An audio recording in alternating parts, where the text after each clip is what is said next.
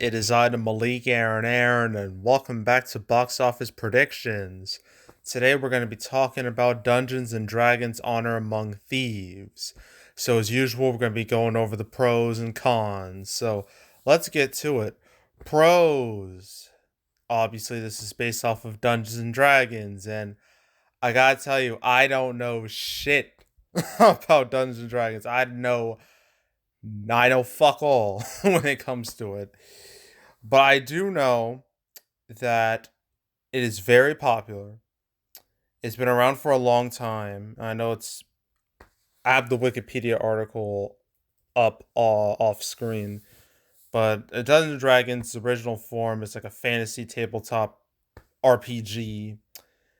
It's been a big old hit, like a stupid hit. Look at here. The year 2017 had the most number of players in its history, 12 to 15 million North America alone. Yeah, there's a whole bunch of like fan campaigns that are made. I know one of them is a Critical Role. I'm pretty sure it is because I know that's linked. I will look it up. And it's not okay. Here we go. Yes, it is directly. It has is linked to Dungeons and Dragons. So Dungeons and Dragons is a big old brand, very recognizable brand amongst nerd culture. So obviously you got brand name recognition on this movie side. So yeah, I'd say it's a pro. Definitely a pro. The name, even though it's had some problems, particularly a big problem earlier this year where there was this big hoopla, this big controversy. I forgot what it was exactly. I think Wizards of the Coast, like they tried to change some things with the game, make it more like like try to monetize it like a little too much to the point of being predatory, and people didn't like that at all, and they got so much flack that they backpedaled. I know that happened, but I don't know if that's gonna have much of an effect on the movie. but but just wanted to mention that. But yeah, the brand name pro, I'll say that. Another pro is the cast are all well known, and they've all been, at least majority of them, been big movies. For example, Chris Pine, one of the many Chris's that are in Hollywood. So Pine, he's Captain Kirk in the recent Star Trek movies. He was Steve Trevor in the Wonder Woman movies. All, well, not all, but the first Wonder Woman was obviously a huge hit. The first two Star Trek and Star Trek in the Darkness were hits. Star Trek Beyond, not so much. Um, he voiced Jack Frost in Rise of the Guardians, which is like a super underrated flick that deserved better. That's what most people would say. Um, we're trying to see what else. There's Unstoppable, which did fine. This is War did fine. That Jack Ryan movie nobody remembers, that did it. Horrible Bosses 2, that did it. Into the Woods, yeah, that was an ensemble movie. The Finest Hours was a bomb. Let's see. Yeah, and then yeah, last year's Don't Worry Darling, which did okay ish. But yeah, so Chris Pine, very recognizable name. Well, we got other people too. We got Michelle Rodriguez. She's been in a lot of stuff, mainly Fast and the Furious, from like the first one, like the first from 1, 4, yeah, 1, 4, 6, 7, 8, 9, and soon 10. She's been all of them.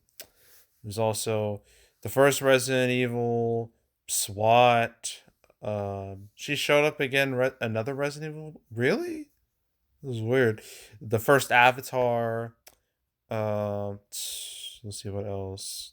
I guess Machete and Battle LA to a lesser extent. There's Widows. Alita. She was in Alita Battle Angel. Really? I don't remember that. But this okay. And yeah, so she's been quite a bit of a notable stuff. So who else do we got? We got Regine Pay. Is that, I don't know how to say this dude's name.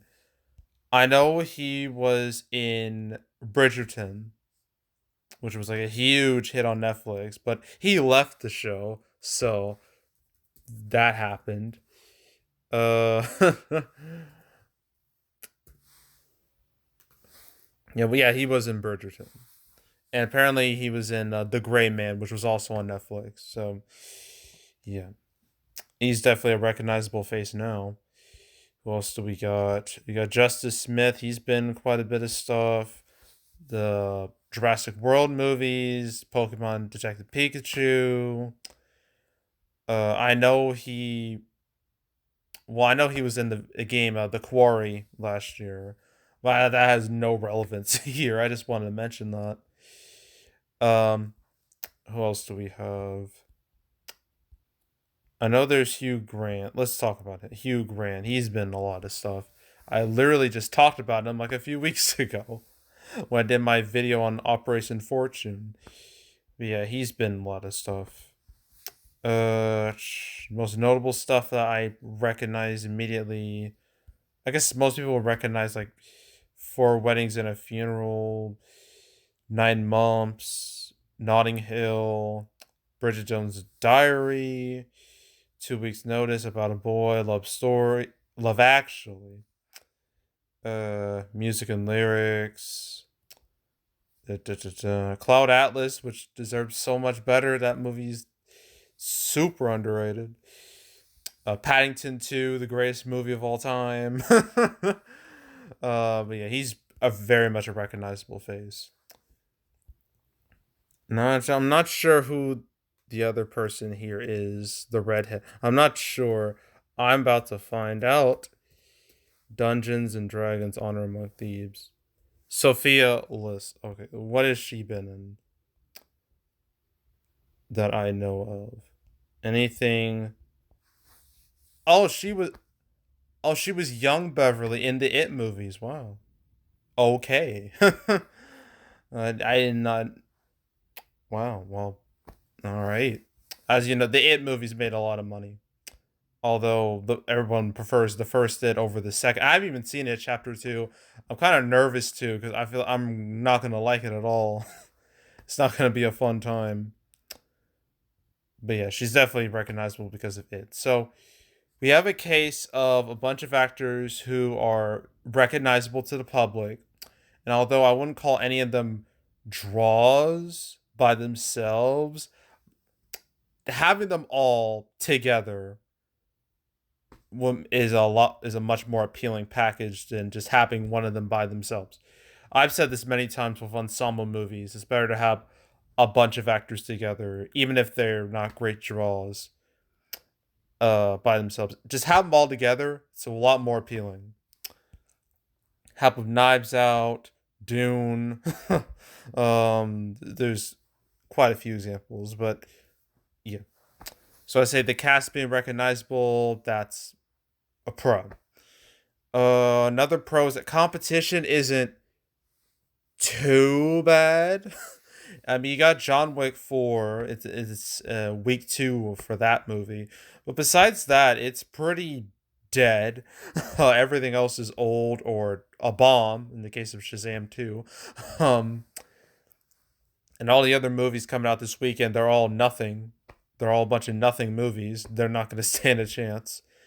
And then in the future, I mean, next weekend we got the Super Mario Brothers movie. I don't know how much of this movie's audience is gonna, you know, like the Venn diagram between this movie's audience and Mario's audience. I don't know how much those circles are gonna merge.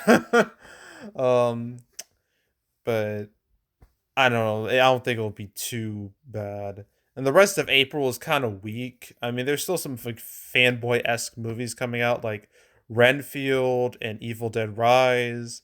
That could be a bit of a problem, but competition isn't too bad. It's not nothing detrimental to like Guardians 3, which the movie's going to be out of theaters by that point. It's going to be pretty much done. So, yeah, competition I is not too bad. I consider that to be a pro. Big pro are the reviews, which are quite good, way better than I ever would have expected. because the trailer looked kind of meh, like okay-ish, but I thought it would be like it's probably gonna be like in the 60 range, like the 60% range. No, it's at 90%. And the audience score is just as high at 92%. I'm like, damn, word of mouth must be good. So, yeah, it must be damn good. And I guess it's late enough for me to check the cinema score. So, what does that have to say? About to find out. And it's. And it doesn't say. Shoot. I thought it would be up here. I imagine it's probably an A or like a B plus or something like that. So yeah, word of mouth doesn't seem to be an issue here at all. So I'm gonna definitely label that as a pro. Another pro is his Thursday debut. Well, it says 5.6, which sounds really good, but you gotta put a big old asterisk beside that because that 5.6 includes 1.5 million of like worth of early showings. I mean, they've been screening this movie like crazy the last few weeks. Like special showings for like the 19th of March and the 26th of March and like I saw an ad for like Wednesday. I'm like, Jesus, they are not holding back. I mean, I know movies they've some movies like they've had like they like to screen it early for like fans, like a fan experience and whatnot, but this movie's way more aggressive than most when it comes to that. So if we subtract 1.5 million from this, it's really 4.1, which is still pretty decent. I mean, sure, it's not as good as say Scream 6. Although Creed 3 that had early previews too. Early-ish previews before Thursday. I need to check what how much were those. Ugh. Creed 3. Creed 3. Creed 3. Box office. It's not giving me what I want. Drat. I'll find it. I will. It's gonna take some time, but I will find this. Creed, where are you? Creed, Creed, Creed. All right.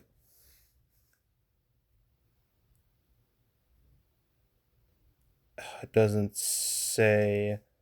I think it was like $1 million or something. So it's about on par with Creed 3 in terms of like raw preview numbers, I believe. So, which is great because Creed 3 did spectacular, opened with like $58 million. That would be amazing for a movie like this, but I don't think that's realistic. But one comparison I've seen is from Uncharted last year, and I was like, damn, that is a really good comparison. Uncharted. Uncharted was a movie that I didn't expect to be a hit at all, but it was, and I was like, okay. And Uncharted from last year with Tom Holland, that had a Thursday preview of 3.7 million. So the fact that Dungeons and Dragons is higher than that is a good sign because Uncharted opened with like 44 million. I was like, wow, that'd be great. So yeah, I say it's in a decent enough place, even though its budget is like super high. I mean, if it could open in the mid 40s around Uncharted nut type numbers, it should be fine. Or at least it won't be a huge embarrassment. So yeah, I say its Thursday previews are decent enough for what this movie is. So I'm gonna label that as a pro. And I might as well also label pros that Paramount's been advertising the hell out of this movie. I've been seeing constant ads for it everywhere. They are not screwing around. They really want a franchise, always a film franchise out of this, or a new film franchise. They're trying very hard, and it could work. All that advertising could help it. So it could do it some good. So gonna label that as a pro. Okay, cons. The big con for this movie is that there was already a Dungeons and Dragons movie that was released a long time ago in the year 2000, and it was bad. I have to look it up though. Dungeons and Dragons. Let's see where this gets me. Dungeons and Dragons. Here it is. Okay. This movie, it had high expectations or high-ish expectations. It definitely didn't live up to those because the movie was a bomb. It did terrible financially, and critically it was even worse. People just despised the movie. And somehow, some way, it got sequels that I never knew existed until like a few days ago. It got two sequels, neither of which were theatrical. So yeah. uh they released on okay, one of them was released on premiered on the Sci-Fi Channel, which should tell you everything you need to know, and the other was released direct to DVD, which should also tell you what you need to know. um so yeah, this movie was a big old flop, big old failure, which is why they haven't released a theatrical Dungeons and Dragons movie since. It's kind of like the reason why we haven't had another a Mario movie in like 30 years or Mortal Kombat movie in like 24 years. It's like that. The failure of the last project just it just makes another movie feel like a huge risk. So, yeah. Yeah. So that was the big problem with the new Dungeons and Dragons. All the people who were burned by the last one, or at least the last major one, how many of those people are going to give another Dungeons and Dragons movie a chance? That was my question. Because I mean, like, I'm sure the Mario movie next weekend will be a big old hit, but at the same time, with Dungeons and Dragons could have the same fate as Dread, where you have 2012 Dread, which was a great movie but did awful financially. That's partially because I had to deal with the reputation of the last Dread movie, which was 95. I believe it was Judge Dredd with Sylvester Stallone. That movie was so bad, it just left a stink around the brand, and it negatively affected the reboot. So hopefully this isn't we won't have another situation like that, but we'll see. But yeah, dealing with the reputation of the 2000 movie, yeah, I'd label that as a con, big con. Another con is this movie's budget, which is very high, like scary high, $150 million, which means this movie's gonna have to make some bank if it's gonna make a profit, or at least even break even. And I don't know if that's achievable. I mean, I know Dungeons and Dragons is a huge brand, has a ton of fans, but how many of those fans are actually going to go to the theater to watch this? And an even bigger question is that when it comes to any like movies based off games, especially, you have to appeal to fans and non-fans equally. That's what you got to do. That's the secret sauce. You have to appeal to both groups. If you appeal to only one of those groups, you're gonna miss out on a lot of cash. And I'm not super sure. I mean, I guess the way they've made this movie and marketed it as like a comedy, a fantasy movie with like a ragtag group of characters, that's probably the best way to appeal to non-fans. Like you can get them on board without them having to learn so much about the lore and everything. I mean that so I mean there's that, but you're gonna need a ton of Dungeons and Dragons fans to help in order for this movie to make its money back. So that budget's gonna be a problem. So that's a con. I might as well mention the whole this movie, the danger of like you don't want to appeal too much to just fans because there might not be enough fans out there who will support it. So you have to appeal to both fans and non-fans. So You gotta deal with that issue, and I consider that to be a con. Trying to think of another con, major con. I know there's been some talk where there was like this interview where the director's like, "Oh, we emasculated like the main male protagonist." That ruffled a lot of feathers. I don't know if that's gonna have a real impact on its box office. Because even without that comment, I can't. I really can't imagine. I just can't imagine this movie being like a huge hit, like this blockbuster to end all blockbusters. I just did not see that happening ever. So I don't know if those were. I don't even know. I don't even think that's gonna do anything. So yeah, might as well mention that. Uh, what else? I think that's it. Really. Yeah, I think that's it. So opening weekend. I'm gonna say with this preview number, I think 40 plus million is guaranteed. Like the tracking was between the 30s, but it seems like it's gonna overperform and go into 40s. So I'm gonna say 40 to 45 million opening weekend, around that range, which would be all right for a movie like this. Maybe not so much for its budget, but for like the genre and everything, it could be worse. Could be Shazam 2. So that's the one thing this movie has going for it. It really has going for it. It won't be the biggest embarrassment to come out in March. I think Shazam 2 has got that locked locked down. So yeah, 40 to 45 million opening weekend, and its total, I don't know. I think its legs should be fine. I mean, Easter is next weekend. That'll help its second weekend. 120 to 130 million domestic. It's my final prediction. So that's what I'm going with. That's what I'm sticking with. And that's it. That is it. And I wish this was the only movie I was talking about this weekend, but it's not. And that pisses me off.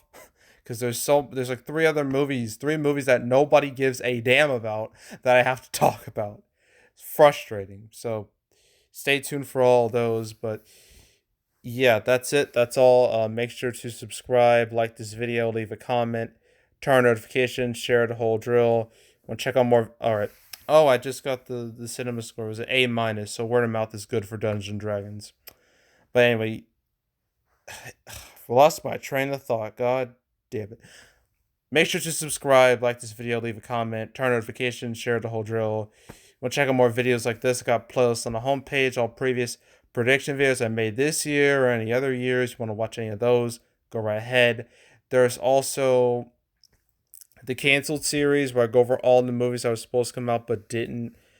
I've covered Dungeons and Dragons, I believe, twice. Once or twice. Dungeon. Only once. Wow. All right, so I covered it once, and it was alongside Scream 6, where both movies kind of had a bit of a switcheroo.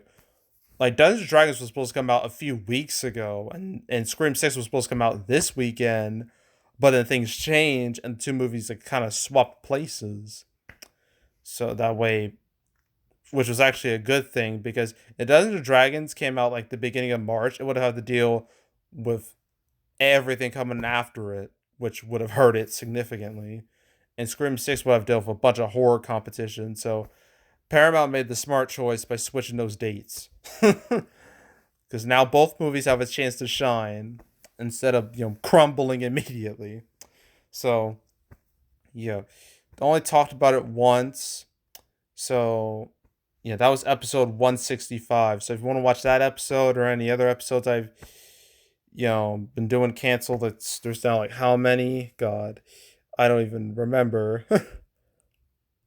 I gotta find it. Uh, shoot. I don't. Was it 182? No, it was 183.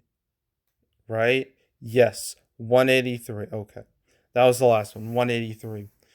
I've done 183 episodes, so if you want to watch any of the episodes from beginning to now, highly encourage it. If you want to binge it from beginning to now, go do it. There's also um shoot. Um there's a damn it. There's also box office recaps where I go over the box office results for any particular month. I'll have my March recap out by the second week of April. So if you want to, so stay tuned for that. But if you want to watch any of the past recap videos I made on the channel, you can go right ahead. And yeah, that's it. That's all. I am out. Goodbye.